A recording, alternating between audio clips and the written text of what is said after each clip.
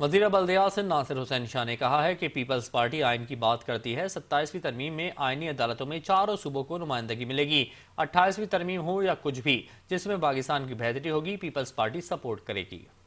صوبائی وزیر بلدیات سید ناصر حسین شاہ نے آج سیوک سینٹر حیدرآباد میں regional director Sindh building control authority Hyderabad کے آفس میں automated single window facility Hyderabad chapter کا افتتاح کیا۔ اس موقع پر صوبائی وزیر نے خطاب کرتے ہوئے کہا کہ ایسا خود کار نظام کراچی کے بعد حیدرآباد ریجن میں شروع کیا گیا ہے۔ اب سکر اور ایس بی سی اے سندھ کے دیگر ریجن میں بھی جلد شروع کیا جائے گا۔